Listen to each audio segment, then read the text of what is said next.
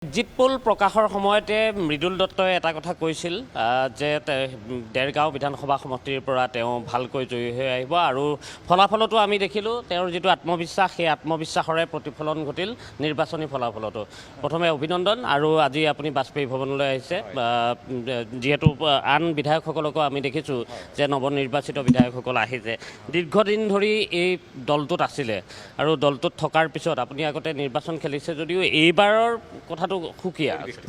হয়, প্ৰথম কথা যে দেৰগাঁওবাসী ৰাইজৰ আশীৰ্বাদ মই শিৰত লৈ নিৰ্বাচনী যিখিনি কাম কাজ মই আৰম্ভ কৰিছিলোঁ আৰু দেৰগাঁওবাসীৰ গৰিষ্ঠ সংখ্যক মানুহৰ মোৰ লগত সম্পৰ্ক আছিল, গঢ়ি তুলিছিলোঁ আৰু সমষ্টিটোৰ চুকে কোণে মই গৈ ৰাইজৰ বিভিন্ন অভাৱ অভিযোগৰ বুজ লৈছিলোঁ আৰু ৰাইজক এটা কথাই কৈ আহিছিলোঁ যে মই আপোনালোকে যদি মোক জিকাই পঠায়, আপোনালোকে যদি আশীৰ্বাদ দিয়ে, মই দেৰগাঁওবাসীৰ লগত সদায় জড়িত হৈ থাকিম আৰু দেৰগাঁওখন মই সৰ্বাংগ সুন্দৰ কৰি তুলিবলৈ মই প্ৰচেষ্টা কৰিম।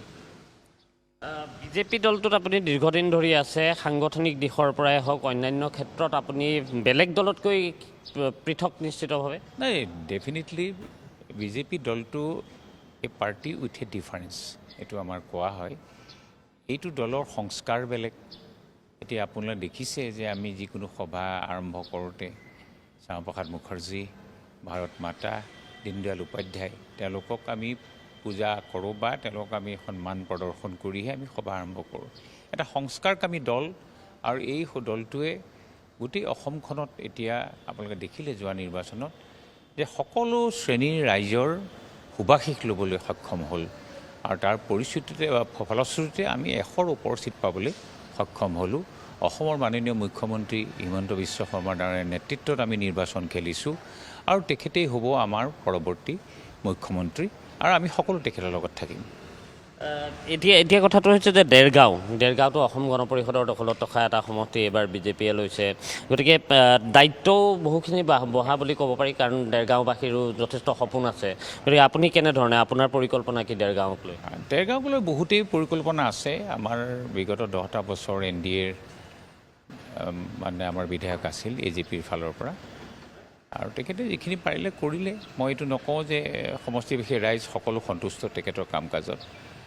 যিখিনি কাম কৰিবলৈ বাকী থাকি গৈছে সেইখিনি আমি আগবঢ়াম আৰু মই দেৰগাঁৱৰ একেবাৰে খিলিঞ্জীয়া এজন ব্যক্তি বা দেৰগাঁৱৰ মই সন্তান আৰু সৰুৰ পৰা মই দেৰগাঁৱৰ মানুহখিনিৰ লগত মোৰ এটা যোগাযোগ আছে স্কুলত পঢ়ি থকাৰ পৰাই আৰু তেওঁলোকৰ সকলো অভাৱ অভিযোগ সম্পৰ্কে বা দেৰগাঁওবাসী ৰাইজৰ সমস্যা সম্পৰ্কে মই অৱগত।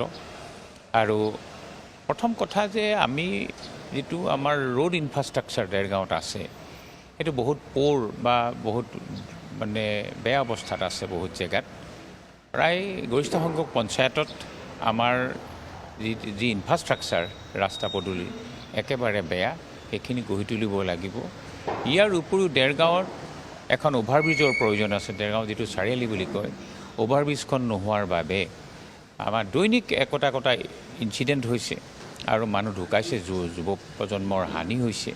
সেইখিনি কথা ইতিমধ্যে আমি আলোচনা কৰিছোঁ আৰু মই পৰহি নেশ্যনেল হাইৱেৰ চিফ ইঞ্জিনিয়াৰ তেওঁৰ লগত বহি মই আন কোন গৈছে নগৈছে ক'ব নোৱাৰোঁ, মই লগালগ একশ্যনত আছোঁ।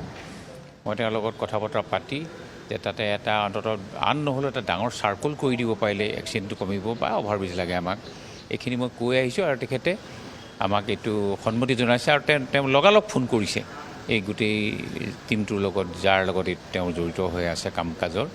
সেইকাৰণে তেনেদৰে আমি আগবাঢ়িম। মই ৰোড শ্ব'ৰ যিজন চিফ ইঞ্জিনিয়াৰ তেখেতক কৰিছোঁ আৰু তাৰ উপৰিও পাব্লিক হেল্থ বা যিবিলাক আজিকালি যিবিলাক স্কুল টুলৰ লগত জড়িত যিবিলাক ইনফ্ৰাষ্ট্ৰাকচাৰ আছে তাৰো মই চিফ ইঞ্জিনিয়াৰক লগ কৰিছোঁ, নেশ্যনেল হাইৱেৰ চিফ ইঞ্জিনিয়াৰক লগ কৰিছোঁ। সকলোকে গোটেই সমস্যাখিনি মই অৱগত কৰিছোঁ আৰু সকলোৱে খুব এটা ইতিবাচক সঁহাৰি জনাইছে। শিক্ষকতাৰ বৃত্তি এৰি ৰাজনীতিলৈ অহা, গতিকে শিক্ষকতা আৰু ৰাজনীতি দুয়োটা, আপুনি ৰাজনীতি চুজ কৰিলে, আজি আপুনি MLA হৈছে, গতিকে অকণমান সেই পৰিক্ৰমাটো ক'ব নেকি?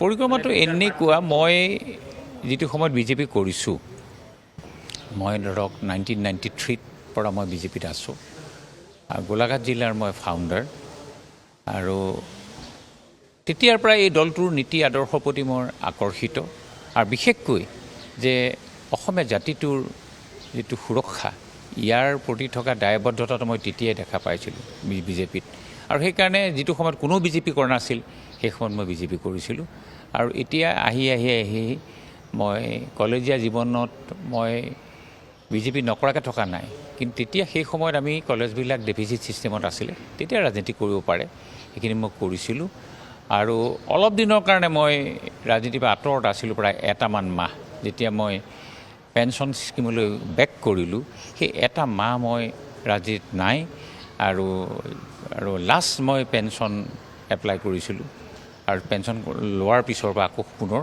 সক্ৰিয় হৈ কাম কৰিছোঁ আপুনি দীৰ্ঘ সময় আপুনি বিজেপি 1993 যোগদান কৰিছে তাৰপিছত এতিয়া আপুনি 2026ত আপুনি MLA হৈছে অৰ্থাৎ আমি যদি চাওঁ এইখিনি 33 বছৰ প্ৰায় গতিকে এই 33টা বছৰৰ পিছত বহুতে কিন্তু ধৈৰ্য হেৰুৱায় বোলে আজি আহিল আৰু কাইলৈ টিকেট লাগে এনেকুৱা ধৰণৰ বহু মানুহ আছে নাই মোৰ কথাটো এনেকুৱা নহয় যে মই টিকটটো পাবই লাগিব মই বিজেপিটো কিবা পাম বুলি অহা নাই বিজেপিলৈ মই বিজেপিৰ যিটো নীতি আদৰ্শ বিশেষকৈ বাজপেয়ী